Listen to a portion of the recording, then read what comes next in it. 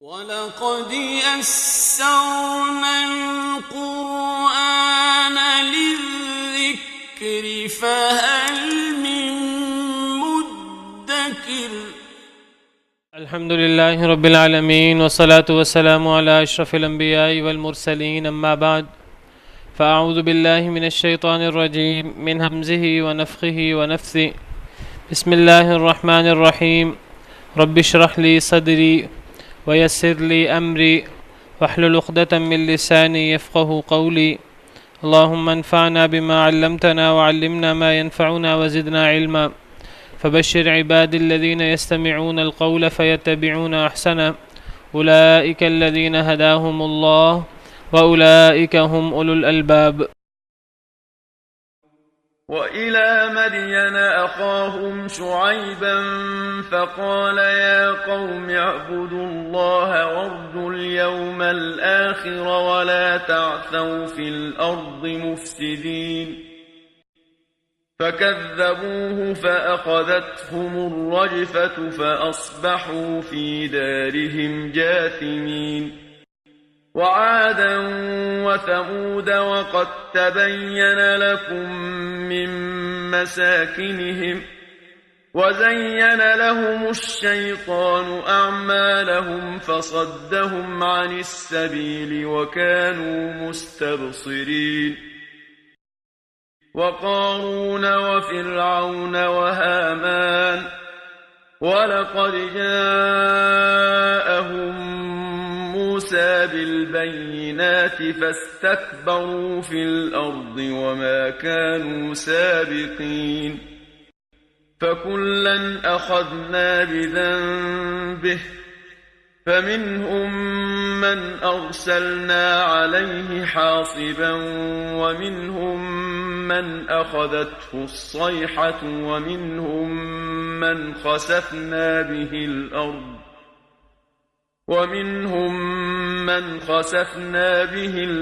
ومنهم من أغرقنا وما كان الله ليظلمهم ولكن كانوا أنفسهم يظلمون.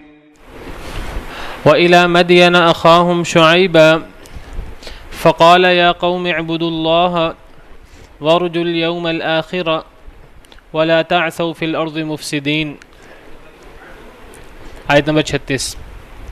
وإلى مدین اور مدین کی طرف اخاہم ان کے بھائی شعیب کو یعنی اور مدین کی طرف ان کے بھائی شعیب کو بھیجا. مدین یہ حضرت شعیب علیہ السلام کی قوم کا نام ہے، قبیلے کا نام ہے، یا جس علاقے میں وہ رہتے تھے اس علاقے کا نام ہے. بعض علماء کے مطابق، بعض مفسرین کے مطابق مدین حضرت ابراہیم علیہ السلام کے بیٹے یا پوتے کا نام ہے. مدین حضرت ابراہیم کے بیٹے یا پوتے کا نام ہے، اور ان سے جو آگے نسل چلی ہے تو اس قبیلے کو، اس خاندان کو، اس قوم کو قوم مدین کہتے ہیں. تو مدین یہ کسی قبیلے یا قوم کا نام بھی ہو سکتا ہے، اور یہ علاقے کا نام بھی ہو سکتا ہے جس علاقے میں یہ قوم آباد تھی، جس کی طرف حضرت شعیب علیہ السلام کو مبعوث کیا گیا. اگر اس سے علاقہ مراد ہے تو یہ علاقہ، یہ سدوم، قوم لوط جہاں بستی تھی اس بستی کے قریب یہ علاقہ ہے. قرآن کریم میں اللہ نے قوم شعیب کا ذکر کیا تو قوم شعیب کا ذکر کرتے ہوئے اللہ نے فرمایا کہ قوم شعیب قوم لوط سے کوئی زیادہ دور نہیں ہے. سورہ ہود میں ہے، سورہ ہود میں اللہ تعالیٰ قوم شعیب، حضرت شعیب علیہ السلام کا ذکر فرما رہے ہیں. تو حضرت شعیب علیہ السلام اپنی قوم سے کہتے ہیں وَيَا قَوْمِ لَا يَجْرِمَنَّكُمْ شِقَاقِي أَن يُصِيبَكُمْ مِثْلُ مَا أَصَابَ قَوْمَ نُوحٍ أَوْ قَوْمَ هُودٍ أَوْ قَوْمَ صَالِحٍ وَمَا قَوْمُ لُوطٍ مِّنكُمْ بِبَعِيدٍ.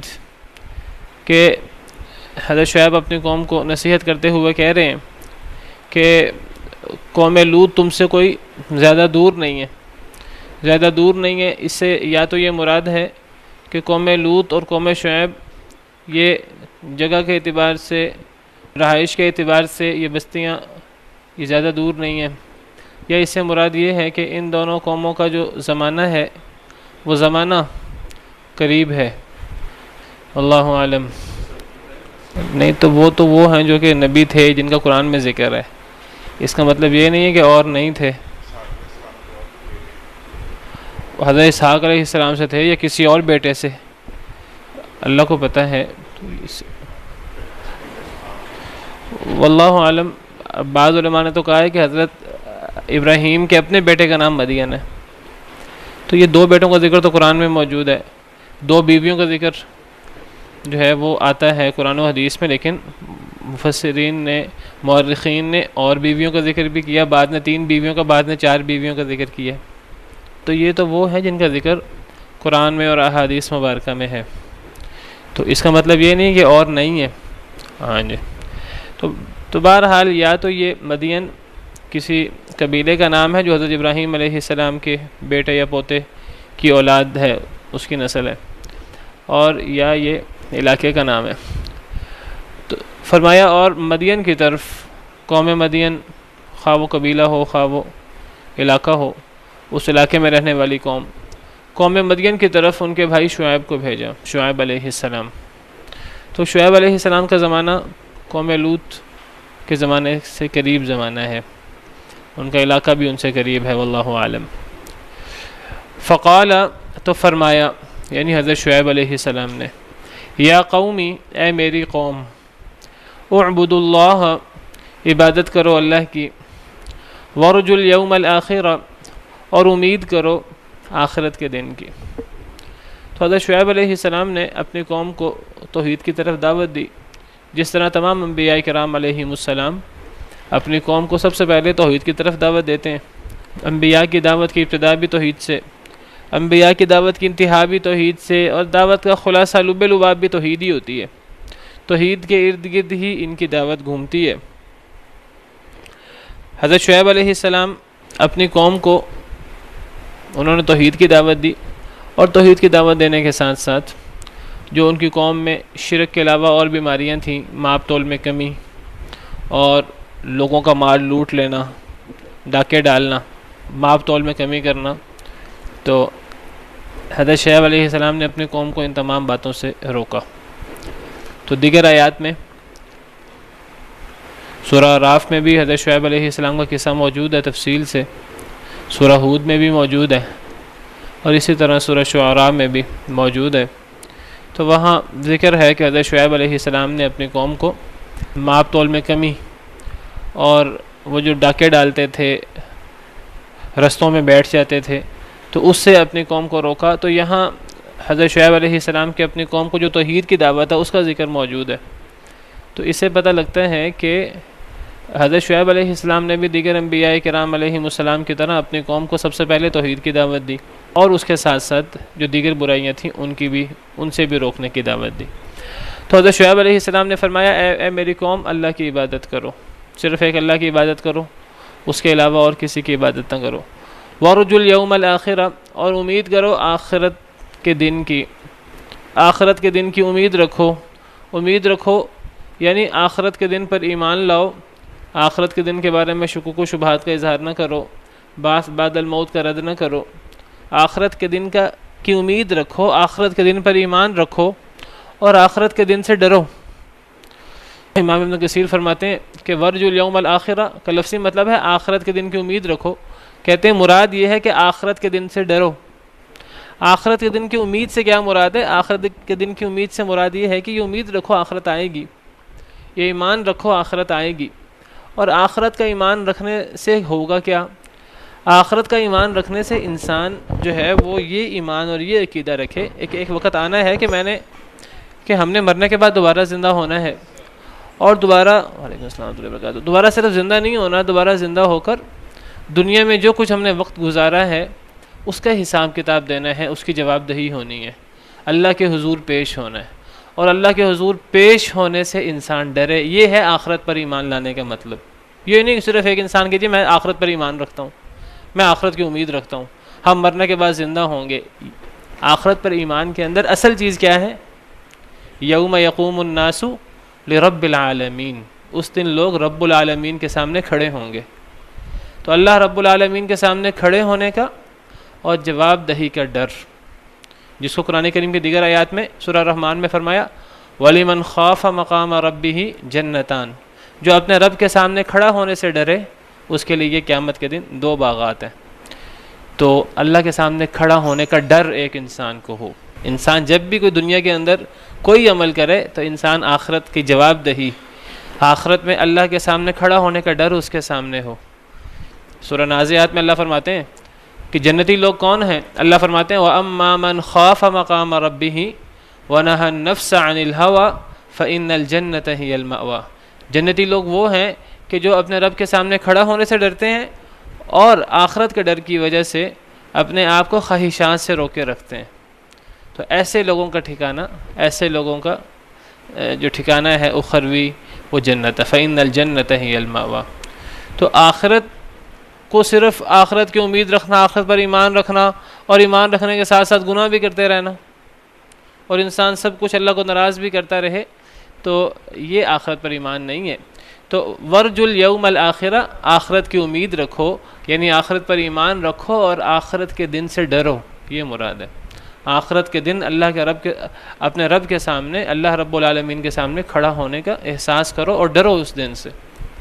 تو امام ابن کثیر فرماتے ہیں ورج الیوم الآخرہ، وہ کہتے ہیں یعنی وخش الیوم الآخرہ، آخرت کے دن سے ڈرو، آخرت کے دن اللہ کے سامنے پیش ہونا ہے، تو اس وقت کو یاد کرو۔ سیدنا ابن عمر رضی اللہ عنہ کے بارے میں آتا ہے، ایک دفعہ رات کھڑے ہوئے تہجد کے لیے، قیام اللیل کے لیے، تو سورہ مطففین شروع کی، ویل للمطففین الذین اذا اکتالوا علی الناس یستوفون واذا کالوہم او وزنوہم یخسرون، کہ ان ماپ تول میں کمی کرنے والوں کے لیے ویل ہے کہ جو جب لوگوں سے لیتے ہیں تب تو پورا لیتے ہیں، جب لوگوں کو ماپ تول کر کے دیتے ہیں تو کم دیتے ہیں۔ لینے اور دینے کا حساب فرق ہے، لوگوں سے جب لیتے ہیں تو پورا لیتے ہیں، پورا مانگتے ہیں، جب دیتے ہیں لوگوں کو تول کر تو کم دیتے ہیں۔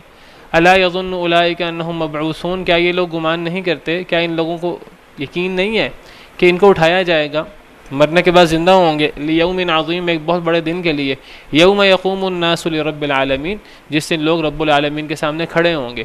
جب سیدنا ابن عمر رضی اللہ عنہ اس آیت کریمہ پہ پہنچے تو اس آیت کریمہ سے پھر آگے نہیں بڑھ سکے، پھر پوری رات ان کی گزر گئی، پوری رات اسی آیت کریمہ میں غور و فکر کرتے اور اسی آیت کریمہ کو دہراتے اور اس کے معانی اور اس کے گہرائیوں پہ غور کرتے۔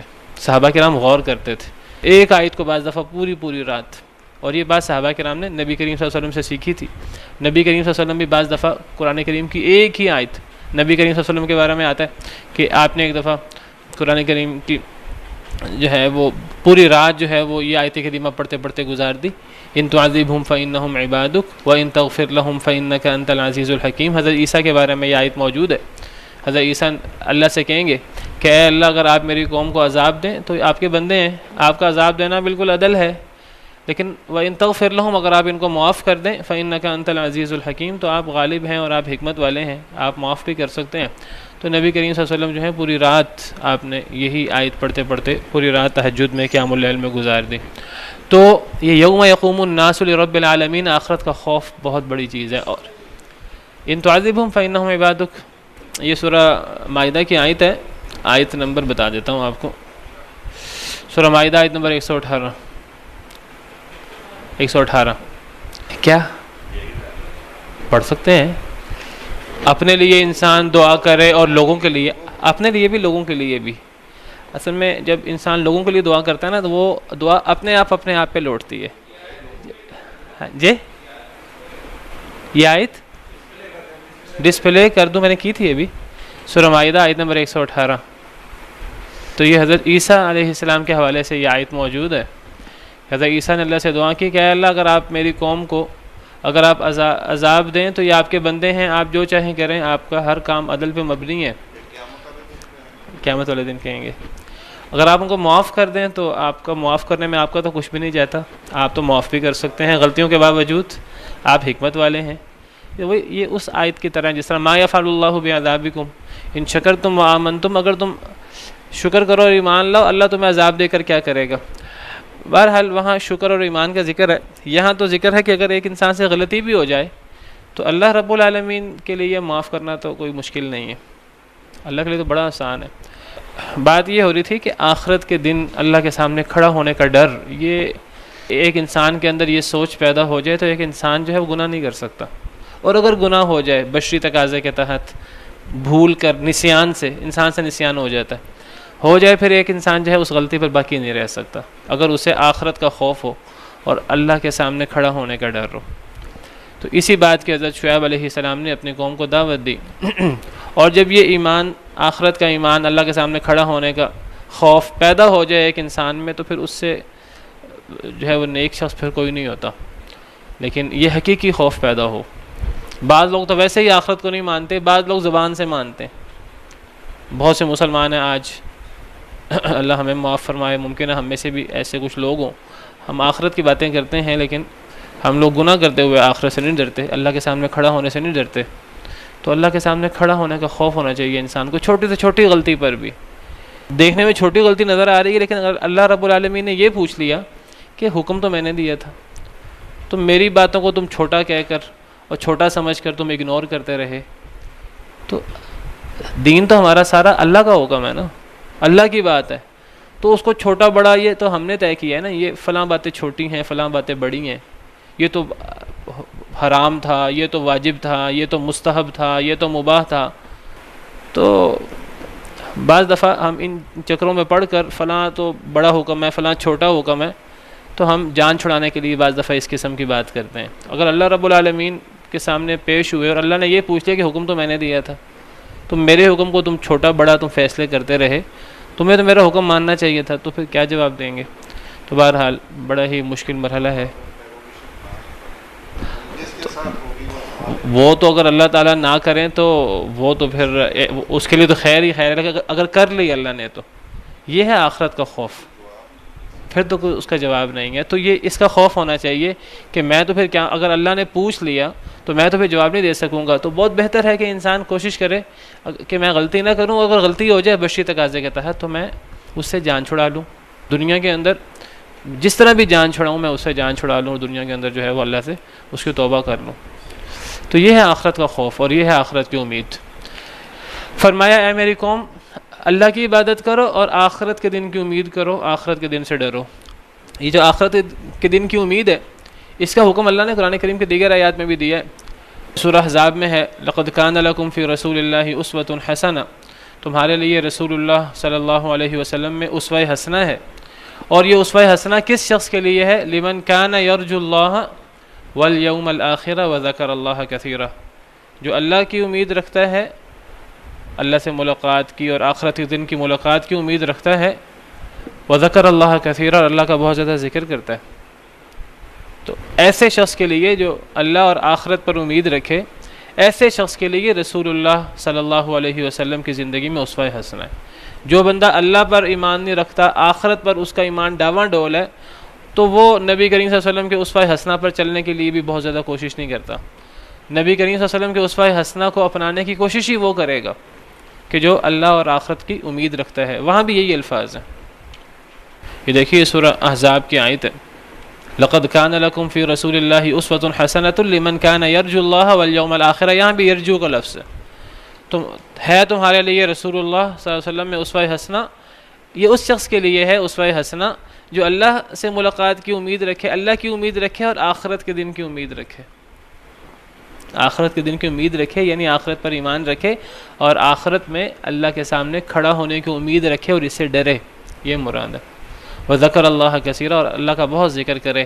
ایسے شخص کو یہ اللہ کی طرف سے یہ چیز نصیب ہوتی ہے کہ وہ اسوہ حسنہ کے مطابق چلتا ہے، ایسے شخص کو اللہ کی طرف سے توفیق ملتی ہے۔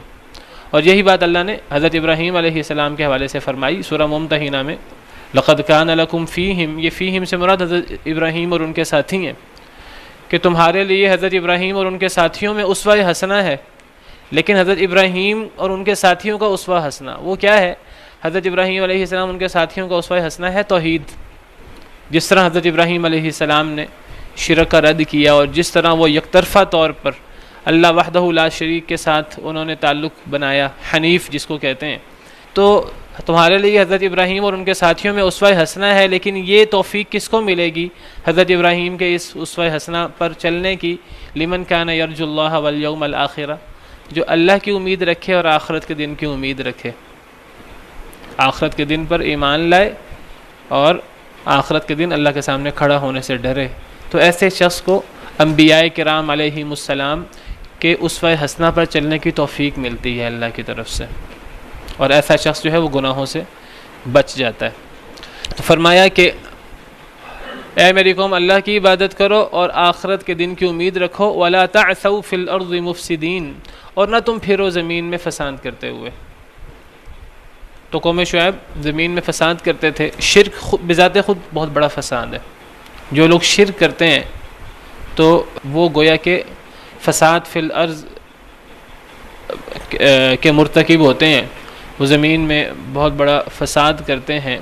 زمین پر بہت بڑا فساد یہی ہے کہ جو لوگ شرک کرتے ہیں، اللہ رب العالمین نے ہمیں دنیا میں اس لیے بھیجا کہ ہم اللہ رب العالمین کی نعمتوں کا شکریہ ادا کریں۔ نعمتیں ہم پر ساری کے ساری اللہ رب العالمین کی ہیں، اللہ نے پیدا کیا، اللہ نے رزق دیا، اللہ نے اس دنیا میں بھیجا، سارے انعامات اللہ نے کیے۔ تو اب ہم اللہ رب العالمین کا شکریہ ادا کریں۔ اللہ رب العالمین کا شکریہ ادا کرنے کی بجائے اوروں سے تعلق قائم کر لیے جائے اور اوروں سے امیدیں باندھ لی جائیں، تو پھر دنیا میں اللہ کے حکم پر تو عمل نہیں ہوگا۔ اللہ کا شکر اور اللہ کی عبادت کیا ہے؟ اللہ کے احکامات پر عمل کرنا، اس دنیا میں اللہ کے حکم کے مطابق زندگی گزارنا۔ جو لوگ شرک کرتے ہیں وہ پھر اللہ کے حکم کے مطابق تو زندگی نہیں گزارتے۔ جب اللہ کے حکم کے مطابق زندگی نہیں گزارتی تو بھی زمین میں فساد ہوتا ہے، سیدھی سی بات ہے۔ جی یہ بھی بیٹھتی تھی۔ تو حضرت شعیب علیہ السلام نے اپنی قوم کو کہا کہ زمین میں فساد نہ کرو۔ تو فساد کیا چیز ہے؟ اس فساد میں سب سے پہلے تو شرک آتا ہے۔ شرک سب سے بڑا فساد ہے۔ اور کیسے فساد ہے میں وہی واضح کر رہا تھا ابھی، کہ جب ایک قوم جو ہے وہ اللہ رب العالمین کے حکم کو ہی نہیں مانتی اور اللہ رب العالمین کے حکم کے مطابق چلنے کو تیار نہیں ہے، اللہ رب العالمین کی عبادت کرنے کو اور اللہ رب العالمین کے احکامات کے مطابق زندگی گزارنے کو تیار نہیں ہے، وہ اللہ کے ساتھ اوروں سے بھی امیدیں لگا کے بیٹھی ہوئی ہے یا خواہش نفس پر عمل کرتی ہے، تو یہ سب سے بڑا فساد ہے۔ پھر دنیا کے اندر اصلاح نہیں ہو سکتی، پھر فساد ہوگا، دنگا فساد ہوگا۔ پھر اللہ کا جب ڈر نہیں ہوگا تو لوگ دنیا کمانے کے لیے یہ الٹے سیدھے طریقے اختیار کریں گے، جس میں لوگوں کے مال و دولت بھی چوری کریں گے، جانیں بھی لیں گے، قتل و غارت بھی ہوگی، سب کچھ ہوگا۔ تو ایک تو یہ فساد ہے۔ اور اس کے علاوہ یہ لوگ جس طرح مشہور ہے قوم شعیب کے بارے میں، یہ ماپ تول میں کمی کرتے تھے۔ ماپ تول میں کمی کرنا بہت بڑا فساد ہے۔ ماپ تول میں کمی کرنے سے ایک انسان اپنے فائدے کے لیے دوسرے کو جب نقصان پہنچاتا ہے تو پھر اس سے جو ہے وہ کس طرح فساد پھر جو ہے وہ فساد پڑتا ہے۔ اور اسی طرح جیسے میں نے ذکر کیا کہ یہ قوم شرک اور ماپ تول میں کمی کے علاوہ یہ لوگوں کو لوٹتی بھی تھی، رستے میں بیٹھ جاتے تھے، لوگوں کو لوٹتے بھی تھے۔ اس کا ذکر سورہ اعراف میں ہے۔ حضرت شعیب علیہ السلام نے جب اپنی قوم کو دعوت دی، میں نے ذکر کیا یہاں تو مختصر ہے جو ہم سورہ عنکبوت پڑھ رہے ہیں، سورہ اعراف آیت نمبر 85، یہاں بھی اللہ نے قوم شعیب کا ذکر کیا، وَإِلَىٰ مَدْيَنَ أَخَاهُمْ شُعَيْبًا، قوم مدین کی طرف ان کے بھائی شعیب کو بھیجا۔ تو وہاں بھی حضرت شعیب علیہ السلام نے اپنی قوم کو توحید کی دعوت دی اور پھر ماپ تول پورا کرنے کی دعوت دی۔ اور پھر کیا فرمایا؟ پھر فرمایا وَلَا تَقْعُدُوا بِكُلِّ صِرَاطٍ تُوعِدُونَ، نہ تم بیٹھو ہر رستے میں تم دھمکیاں دیتے ہو، تم روکتے ہو اللہ کے راستے سے، من آمن بہ وتبغونها عوجا، جو ایمان لاتے ہیں تم ان کو دھمکیاں دیتے ہو، تم ان کو اللہ کے راستے سے روکتے ہو، تم اللہ کے راستے میں ٹیڑھ پن تلاش کرتے ہو۔ تو یہاں حضرت شعیب علیہ السلام نے اپنی قوم کو رستوں میں بیٹھنے سے منع کیا۔ وہ رستوں میں بیٹھ کر کیا کرتے تھے؟ وہ رستوں میں بیٹھ کر لوگوں کو ڈراتے دھمکاتے تھے، لوگوں کے مال لوٹ لیتے تھے، ڈاکہ زنی اور چوری اور اس قسم کے قطع السبیل کرتے تھے، راستے کاٹتے تھے۔ قوم لوط کی طرح قوم شعیب کا بھی یہ طریقہ کار تھا۔ ایمان والوں پر تشدد و سختی کرتے تھے، اس کے علاوہ دیگر لوگوں کو بھی، وہ مسافروں کو بھی تنگ کرتے تھے اور ان کا مال وغیرہ لوٹ لیتے تھے۔ تو یہ سب چیزیں فساد فی الارض میں آتی ہیں۔ شرک خود سب سے بڑا فساد ہے، ماپ تول میں کمی بھی فساد ہے، اور یہ رستے کاٹنا لوگوں کے اور مسافروں کو لوٹنا یہ بھی بہت بڑا فساد ہے۔ تو فرمایا وَلَا تَعْثَوْا فِي الْأَرْضِ مُفْسِدِينَ، اور نہ پھرو زمین میں فساد کرتے ہوئے۔ یہ دعوت دی حضرت شعیب علیہ السلام نے اپنی قوم کو۔ فَكَذَّبُوهُ، بس انہوں نے جھٹلا دیا اس کو، انہوں نے حضرت شعیب علیہ السلام کی دعوت پر کان نہ دھرے، کوئی دھیان نہ دیا، جھٹلا دیا، جس طرح دیگر تمام قوموں نے اپنے انبیاء کو جھٹلایا، انہوں نے بھی حضرت شعیب علیہ السلام کو جھٹلا دیا۔ فَأَخَذَتْهُمُ الرَّجْفَةُ، پس پکڑ لیا ان کو زلزلے نے۔ اب جب قوم اللہ کے رسول کو جھٹلاتی ہے، رسول پر اترنے والی وحی اور رسول کی رسالت کو جھٹلاتی ہے، تو پھر اللہ غضبناک ہوتے ہیں، پھر اللہ کی طرف سے عذاب آتا ہے۔ تو پھر اللہ فرماتے ہیں کہ ان کو پھر زلزلے نے پکڑ لیا۔ فَأَصْبَحُوا فِي دَارِهِمْ جَاثِمِينَ، پس وہ ہو گئے اپنے گھروں میں اوندھے منہ۔ جب زلزلہ آیا تو اپنے گھروں میں اوندھے منہ پڑے رہے۔ تو یہاں اور سورہ اعراف میں زلزلے کا ذکر ہے، اور سورہ ہود میں اس قوم پر چیخ کا ذکر ہے، چیخ کا۔ تو قوم شعیب پر زلزلہ بھی آیا تھا جس طرح یہاں سورہ عنکبوت میں ذکر ہے، اور اس قوم پر چیخ کا عذاب بھی آیا تھا۔ جی میں ابھی عرض کرتا ہوں۔ تو سورہ ہود میں دیکھیے، سورہ ہود آیت نمبر 94، اس میں قوم شعیب کا ذکر ہو رہا ہے۔ وَلَمَّا جَاءَ أَمْرُنَا، جب قوم شعیب پر ہمارا حکم آ گیا عذاب کا، نجینا شعیبا، تو ہم نے قوم شعیب کو نجات دی، ہم نے شعیب علیہ السلام کو نجات دی، اور جو ان کے ساتھ ایمان لائے تھے اپنی رحمت کی وجہ سے۔ وَأَخَذَتِ الَّذِينَ ظَلَمُوا الصَّيْحَةُ، اور پکڑ لیا ظالموں کو چیخ نے۔ فَأَصْبَحُوا فِي دِيَارِهِمْ جَاثِمِينَ، تو وہ اپنے گھروں میں اوندھے منہ پڑے رہیں گے۔ تو یہاں اب قوم شعیب پر چیخ کا ذکر ہے، اور یہاں سورہ عنکبوت میں جہاں ہم پڑھ رہے ہیں، یہاں قوم شعیب پر زلزلے کا ذکر ہے۔ تو گویا کہ آپ سمجھیے کہ نیچے سے زلزلہ اور اوپر سے چیخ، یہ وہ ایک عام چیخ نہیں تھی جو زلزلے وغیرہ کے ساتھ آتی ہے، یہ ایک مخصوص قسم کی چیخ تھی، ایسی چیخ جو بجائے خود اپنی جگہ بہت بڑا عذاب ہے۔ یہ ایسی چیخ کہ جب وہ چیخ آئے اور آواز اتنی بلند ہوتی جائے کہ وہ پھر ایک آدمی تو چھوڑے، پوری قوم کے لیے وہ قابل برداشت نہ رہے۔ وہ صرف چیخ اکیلی ہی اتنا بڑا عذاب ہے کہ کوئی بندہ اس سے باقی نہیں بچتا۔ لیکن دل پھٹ جائے اور دل حلقوں میں آ جائے، اور وہ پھر انسان کے لیے نہ قابل برداشت رہے ایسی چیخ۔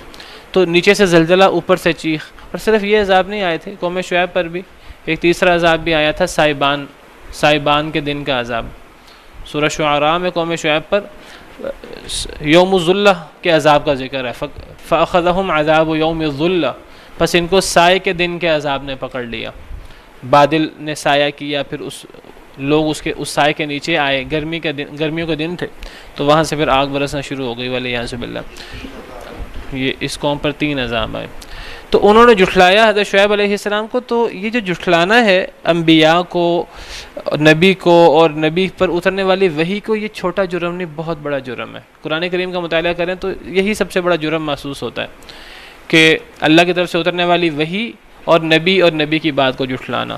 گویا کہ ہمارے نبی صلی اللہ علیہ وسلم پر قرآن اترا، تو قرآن کو، نبی صلی اللہ علیہ وسلم کو، نبی کریم صلی اللہ علیہ وسلم پر اترنے والی وحی، قرآن کے علاوہ جو وحی ہے حدیث، اس کو جھٹلانا، اس پر عمل نہ کرنا، یہ سب سے بڑے جرم ہے، ان کی پرواہ نہ کرنا۔ تو پھر اس کے نتیجے میں اللہ کا عذاب آتا ہے۔ تو اللہ فرماتے ہیں پھر ان لوگوں کو زلزلے نے آ لیا تو یہ اپنے گھروں میں اوندھے منہ پڑے رہے۔ وعادا وثمود، اور قوم عاد اور قوم سمود کو بھی، صرف قوم شعیب کو ہم نے ہلاک نہیں کیا، اور اس سے پہلے قوم شعیب سے پہلے قوم لوط کا ذکر ہے، صرف اس قوم لوط اور قوم شعیب کو ہی ہم نے ہلاک نہیں کیا، ہم نے تو قوم عاد اور قوم سمود کو بھی تباہ و برباد کر دیا۔ وَقَدْ تَبَيَّنَ لَكُم مِّن مَّسَاكِنِهِمْ، اور تحقیق ظاہر ہیں تمہارے سامنے، تمہارے لیے، مِّن مَّسَاكِنِهِمْ، ان کے گھروں میں سے کچھ، من یہاں کچھ کے معنی میں، اور تحقیق ظاہر ہیں تمہارے لیے سے مراد قریش مکہ مخاطب ہیں، قرآن کریم کے جو اولین مخاطب تھے، تو ان کو خطاب ہو رہا ہے کہ اے سننے والو، اس قوم عاد اور قوم سمود کے کچھ گھر وہ تمہارے سامنے واضح ہیں، وہ تمہیں آج بھی نظر آتے ہیں، کچھ گھر ان کے جو باقی آثار تھے بستیوں کے، تباہ شدہ آثار، کھنڈرات اور کچھ ٹوٹے پھوٹے گھر، وہ تمہیں نظر آتے ہیں کیونکہ تم ان قوموں کے پاس سے گزرتے ہو۔ قوم عاد یہ احقاف کے علاقے میں رہنے والے تھے۔ وَاذْكُرْ أَخَا عَادٍ إِذْ أَنذَرَ قَوْمَهُ بِالْأَحْقَافِ، سورہ احقاف 26ویں پارے میں ہے، اور احقاف کا علاقہ یہ حضرموت، یمن کے قریب ایک علاقہ ہے حضرموت، وہاں احقاف بستی ہے. تو قوم عاد احقاف بستی میں رہنے والے تھے، یمن کے قریب. اور قوم سمود یہ تو آج کل کے جو عرب کا علاقہ ہے سعودی عرب کا، سعودی عرب کے علاقے میں ہی تبوک کی طرف جائیں مدینہ منورہ سے تو 400-500 کلومیٹر کے فاصلے پر ایک شہر العلا آتا ہے، آج کل اس کا نام العلا ہے. تو وہاں مدائن صالح کے نام سے ایک جگہ ہے. تو وہاں یہ قوم سمود رہتی تھی، حضرت صالح علیہ السلام کی قوم وہاں رہا کرتی تھی. جی وہ جو علاقہ ہے وہاں پہاڑ ہے جہاں قوم سمود رہتی تھی، لیکن وہ علاقہ انہوں نے گھیرے میں لیا ہوا ہے. تو وہاں پہاڑ ہیں اور پہاڑوں پر مکان وہ جو تراشتے تھے تو اس کے آج بھی آثار موجود ہیں، اور بڑی صفائی بڑی نفاست کے ساتھ وہ پہاڑوں میں مکان تراشتے تھے. تو فرمایا جو قوم عاد اور قوم سمود ان کو بھی ہم نے تباہ کیا. تو یہ قوم عاد اور قوم سمود تمہارے قریب ہی ہیں، یہ زیادہ دور نہیں ہیں. اور تم لوگ جو ہیں، تم لوگ اس قوم عاد اور قوم سمود کے جو کھنڈرات ہیں اس کے پاس سے تم گزرتے رہتے ہو. ان کے جو اب تباہ شدہ کھنڈرات ہیں وہ تمہیں نظر بھی آتے ہیں، تمہارے سامنے ان کے مکانات بھی واضح ہیں، تم ان کے کھنڈرات بھی دیکھتے ہو. تمہیں بخوبی علم ہوتا ہے کہ کس طرح ہم نے اس قوم کو تباہ کر دیا. یہ بھی بڑی ترقی یافتہ قوم تھی، بڑی مالدار قوم تھی، انہوں نے بھی محلات بنائے تھے، لیکن ان کے کھنڈرات آج تمہارے سامنے. وَزَيَّنَ لَهُمُ الشَّيْطَانُ أَعْمَالَهُمْ، اور مزین کر دیا ان کے لیے شیطان نے ان کے اعمال. فَصَدَّهُمْ عَنِ السَّبِيلِ، ان کو رستے سے روک دیا، سیدھے رستے سے. وَكَانُوا مُسْتَبْصِرِينَ، حالانکہ وہ آنکھیں رکھنے والے تھے. مستبصرین بصر سے ہے، دیکھنے سے، دیکھنے والے لوگ تھے، دیکھنے والے ہوشیار عقل مند لوگ تھے دنیاوی اعتبار سے. اس کے باوجود شیطان نے ان کے لیے ان کے برے اعمال مزین کر دیے اور ان کو سیدھے رستے سے دور کر دیا، ہٹا دیا، تباہ و برباد کر دیا. شیطان نے انہیں دھوکے میں مبتلا کر دیا. مستبصرین لفظ مطلب دیکھنے والے، عقل رکھنے والے، بصارت رکھنے والے. تو فرمایا کہ اللہ نے قوم عاد اور قوم سمود ان کے لیے شیطان نے ان کے اعمال مزین کر دیے. شیطان دھوکہ دیتا ہے اور شیطان جو ہے وہ ورغلاتا ہے اور وہ دل میں یہ بات ڈالتا ہے کہ تم جو غلط کام کر رہے ہو یہی صحیح کام ہے، تم صحیح کام کر رہے ہو، تمہیں دنیا اپنی اچھی بنانی چاہیے، آخرت پتہ نہیں کب آنی ہے، آنی بھی ہے کہ نہیں آنی، آخرت بڑی دور ہے، تو یہ جو وقتی دنیا ہے، جو قریبی دنیا ہے، اس دنیا سے فائدہ اٹھا لو. تو شیطان نے ان کے لیے ان کے برے اعمال مزین کر دیے تھے اور انہیں سیدھے رستے سے روک دیا تھا. حالانکہ یہ لوگ بھی بڑی نظر رکھنے والے، بڑی عقل رکھنے والے، ظاہری عقل، دنیاوی عقل رکھنے والے اور بڑے ہوشیار قسم کے لوگ تھے، لیکن اس کے باوجود شیطان نے انہیں گمراہ کر دیا، شیطان نے انہیں رستے سے روک دیا اور شیطان نے ان کے برے اعمال ان کے لیے مزین کر دیے. اسی طرح شیطان آج بھی یہی کام کرتا ہے، وہ تو اسی کام پہ لگا. تو شیطان کے داؤ میں آنے کی بجائے انسان کو آنکھیں کھلی رکھنی چاہیے اور انسان کو جو ہے وہ اپنے رب کے احکامات پر عمل کرنا چاہیے اور آخرت کو اپنے سامنے رکھنا چاہیے. وقارون وفرعون وحامان، اور قارون، فرعون اور حامان کو بھی، ان کو بھی ہم نے ہلاک کر دیا. قارون، فرعون، حامان. قارون حضرت موسیٰ علیہ السلام کا رشتہ دار تھا، بنی اسرائیل میں سے تھا. فرعون اور حامان یہ قبطی تھے دونوں. فرعون جو ہے وہ بادشاہ تھا اور حامان اس کا وزیر تھا. تو اللہ نے ان کو اتنی نعمتیں دے رکھی تھیں کہ فرعون نے تو اللہ ہونے کا دعویٰ کر دیا اور سب سے بڑا رب ہونے کا دعویٰ کر دیا، والعیاذ باللہ. تو حضرت موسیٰ علیہ السلام نے ان لوگوں کو دعوت دی، ان سب کو، قارون کو بھی، فرعون کو بھی اور حامان کو بھی. فرعون اور حامان تو قبطی تھے، قارون تو بنی اسرائیل میں سے تھا، حضرت موسیٰ کا کہتے ہیں رشتہ دار بھی تھا، چچا زاد بھائی تھا، واللہ اعلم. بہرحال تو ان سب لوگوں نے حضرت موسیٰ علیہ السلام کی دعوت کا انکار کیا، ان کی بات نہیں مانی. وَلَقَدْ جَاءَهُم مُوسَىٰ بِالْبَيِّنَاتِ، اور البتہ تحقیق لائے تھے ان کے پاس موسیٰ علیہ السلام روشن نشانیاں. فَاسْتَكْبَرُوا فِي الْأَرْضِ، تو انہوں نے زمین میں تکبر کیا. تکبر کیا ہے؟ حضرت موسیٰ علیہ السلام جو نشانیاں، آیات، معجزات لائے تھے انہوں نے ان کا انکار کر دیا، ان کو نہ مانا. حق آنے کے بعد حق کو نہ ماننا، حق کا انکار کرنا، یہ بڑا تکبر ہے. اصل تکبر یہ ہے. ہم لوگ بعض دفعہ تکبر سمجھتے ہیں لوگوں کو حقیر سمجھنا. لوگوں کو حقیر سمجھنا یہ بھی تکبر ہے، لیکن یہ تکبر کا دوسرا مرحلہ ہے. تکبر کا پہلا اور بڑی قسم وہ یہ ہے کہ انسان لوگوں کو حقیر سمجھنے کی بجائے انسان اپنے سامنے حق کو حقیر سمجھنا شروع کر دے. انسان سمجھے کہ میں لوگوں سے تو بڑا ہوں ہی ہوں، میں تو اتنا بڑا ہوں کہ مجھے نہ قرآن کی پرواہ ہے، نہ مجھے حدیث کی پرواہ ہے، نہ مجھے اللہ کے حکم کی پرواہ ہے، نہ مجھے اللہ کے کسی نبی کی پرواہ ہے. وہ اللہ اور اللہ کے نبی اور ان کے احکامات کی پرواہ کرنا بھی چھوڑ دے. یہ ہے اصل تکبر، یہ جو شیطان نے تکبر کیا تھا. اللہ نے شیطان کو حکم دیا سجدہ کرنے کا، تو اللہ فرماتے ہیں ابا واستکبر، اس نے انکار کیا اور تکبر کیا. وکان من الکافرین، اور کافروں میں سے ہو گیا. تو یہاں قارون اور فرعون اور حامان کے حوالے سے حضرت موسیٰ علیہ السلام ان کے پاس روشن نشانیاں لائے تھے، لیکن انہوں نے انکار کر دیا، انہوں نے زمین میں تکبر کیا. وما کانوا سابقین، اور وہ سبقت لے جانے والے نہیں تھے. کیا مطلب سبقت لے جانے والے نہیں تھے؟ یعنی جب انہوں نے تکبر کیا، اللہ کی آیات اور حضرت موسیٰ علیہ السلام کی باتوں اور ان کے معجزات کو جب نہ مانا، تو پھر اس کے نتیجے میں انڈرسٹوڈ بات ہے، پھر ان پر اللہ کا عذاب آیا. جب اللہ کا عذاب آیا ان پر، تو جب اللہ کا عذاب آ جائے تو پھر کوئی سبقت نہیں لی جا سکتا، پھر کوئی اس عذاب کا سامنا، اس عذاب کا توڑ نہیں کر سکتا. عذاب کے توڑ کرنے کو کہتے ہیں سبقت لے جانا.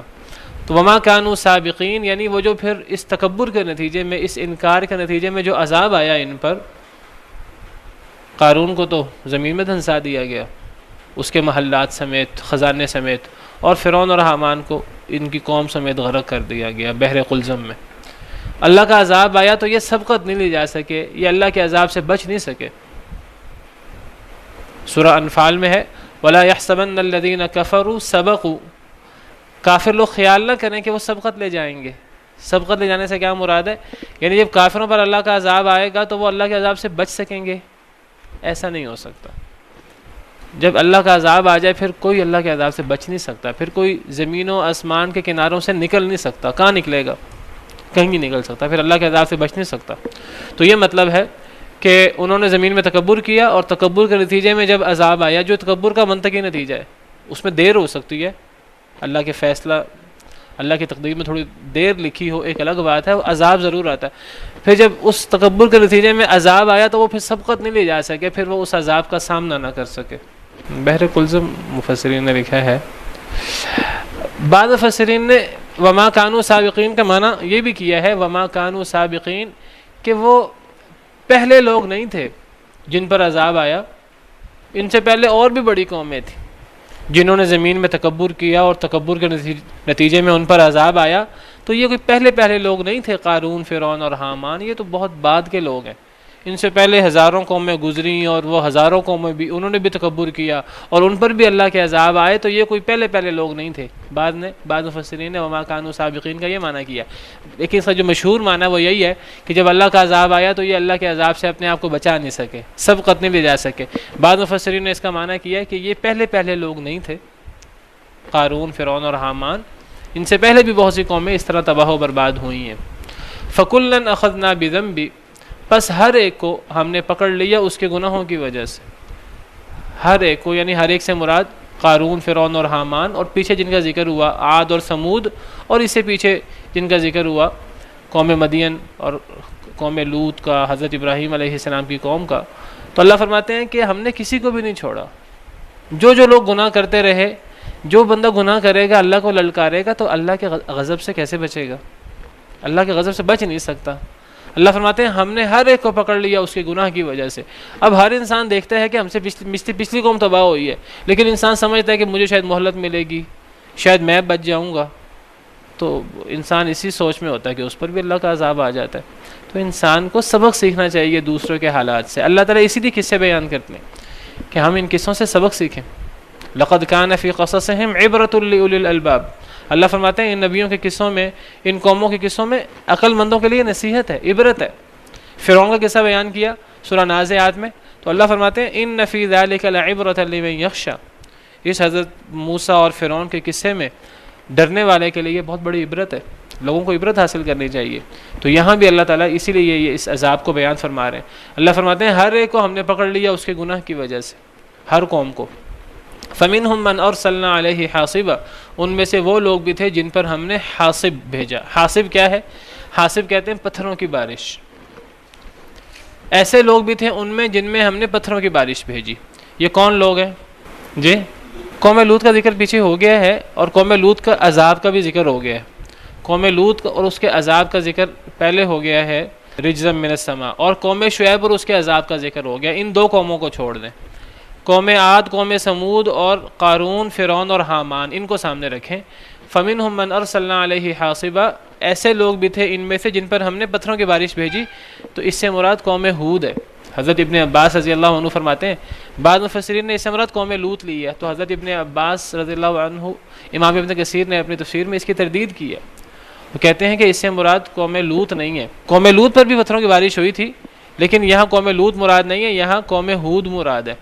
قوم ہود پر اصل میں ہوا کا عذاب آیا تھا جی, ابرہہ پر بھی, لیکن ابرہہ کا پیچھے ذکر نہیں ہے.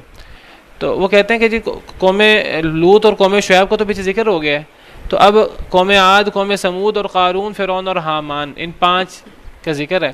تو ان 5 کے حوالے سے یہاں بات ہو رہی ہے. تو یہ قوم عاد جو سب سے پہلی قوم ہے, عاد و سمود, سب سے پہلے عاد کا ذکر ہے اور سب سے پہلے عاد پر عذاب کا ذکر فرمایا. اب عاد پر تو ہوا چلی تھی 8 دن اور 7 راتیں, تو وہ اصل میں صرف ہوا نہیں تھی, وہ ایسی تیز ہوا تھی جس ہوا کے ساتھ وہ ہوا اتنی تیز چلی کہ وہ زمین سے پتھر اٹھا کر وہ پتھر انہیں اس طرح لگتے تھے ان کے سر اور جسموں پہ جیسے وہ پتھروں کی بارش ہو رہی ہے. تو وہ حاصب, وہ گویا کہ پتھروں کی بارش تھی, وہ ہوا تھی اصل میں. اور پھر وہ ہوا اتنی تیز ہو گئی, امام ابن کثیر نے لکھا ہے کہ وہ اتنے دن مسلسل چلتی رہی, اتنی تیز ہو گئی کہ وہ ہوا ان لوگوں کو اٹھا کر آسمان تک لے جاتی اور آسمان سے سر کے بل انہیں نیچے گراتی اور ان کا سر اور جسم الگ ہو جاتے. تو اس کو قرآن نے کہا ہے کأنہم اعجاز نخل خاویہ, گویا کہ وہ کھوکھلی کھجوروں کے تنے تھے. تو اتنے لمبے چوڑے یہ لوگ تھے, تو ان کے سر اور دھڑ اس طرح الگ ہو گئے کہ جیسے کھجور کے کھوکھلے تنے جو ہیں وہ زمین پہ پڑے ہوتے ہیں, اتنے لمبے لمبے جسم سروں کے بغیر. تو یہ اس طرح ہوا ان کو لے جاتی اوپر اور اوپر سے سر کے بل نیچے گراتی. اور شروع میں اس ہوا کے ساتھ ساتھ پتھر بھی ہوتے تھے. بعض مفسرین کہتے ہیں کہ زمین میں دھنس گئے کمر تک, لیکن وہ ہوا تو اتنی تیز چلی کہ اٹھا کر ان کو پھر نیچے گراتی, قد کافی تھے. تو یہ قوم ہود کا ذکر ہے. وَمِنْهُمْ مَنْ أَخَذَتْهُ الصَّيْحَةُ, ان میں سے وہ لوگ بھی ہیں جنہیں چیخ نے آ لیا. یہ قوم سمود, دوسری قوم, پہلی قوم قوم عاد ہے اور پہلا عذاب قوم عاد پر عذاب ہے, اور دوسری قوم جو ذکر ہوئی ہے وہ قوم سمود ہے. تو دوسرا عذاب جو ہے وہ چیخ کا ذکر ہوا کہ ان میں سے وہ لوگ بھی تھے جن کو چیخ نے پکڑ لیا, قوم سمود. وَمِنْهُمْ مَنْ خَسَفْنَا بِهِ الْأَرْضِ, اور ان میں سے وہ بھی تھے جنہیں ہم نے زمین میں دھنسا دیا. یہ اب تیسری شخصیت, عاد اور سمود کے بعد آگے قارون کا ذکر ہے, اور قارون کو اللہ نے زمین میں دھنسا دیا تھا, اس کو بھی, اس کے محلات کو بھی, اس کے مال و دولت کو بھی, سب کو, وَلِعِيَاذُ بِاللَّهِ. وَمِنْهُمْ مَنْ أَغْرَقْنَا, اور ان میں وہ بھی تھے جن کو ہم نے غرق کر دیا. وہ فرعون اور حامان ہے, فرعون اور اس کا وزیر اور اس کے لشکری. اللہ فرماتے ہیں یہ سارا کا سارا جو ان پر عذاب ہے ان کے گناہوں کی وجہ سے آئے, یہ اللہ کا کوئی ظلم نہیں تھا. وَمَا كَانَ اللَّهُ لِيَظْلِمَهُمْ, اور نہیں تھے اللہ کے ان پہ ظلم کرتے. وَلَكِنْ كَانُوا أَنفُسَهُمْ يَظْلِمُونَ, لیکن یہ لوگ اپنی جانوں پر خود ہی ظلم کرنے والے تھے. ان لوگوں نے خود اللہ کے احکامات کا دھیان نہیں کیا, اللہ کی باتیں نہیں مانی, اللہ کے انبیاء کرام علیہم السلام کی بات نہیں مانی, ان کا انکار کیا. تو ان کے گناہوں کی وجہ سے ان پر یہ عذاب آیا. اللہ تو ذرہ برابر بھی ظلم نہیں کرتے. ان اللہ لا یظلم مثقال ذرہ. تو آج بھی انسان کو عبرت حاصل کرنی چاہیے. آج بھی اللہ کا عذاب آ سکتا ہے, اور یہ عذاب انسان پر اس کے اعمال کی وجہ سے آئے گا. اللہ کسی انسان پر کوئی ظلم کرنے والے نہیں ہیں, والعیاذ باللہ. اور یہ دنیا کا عذاب ہے, یہ تو بہت ہلکا عذاب ہے. پھر قبر کا عذاب اور آخرت کا عذاب, والعیاذ باللہ. اللہ سے دعا ہے کہ اللہ تعالی ہمیں کتاب و سنت پر کما حقوق عمل کرنے کی توفیق عطا فرمائے.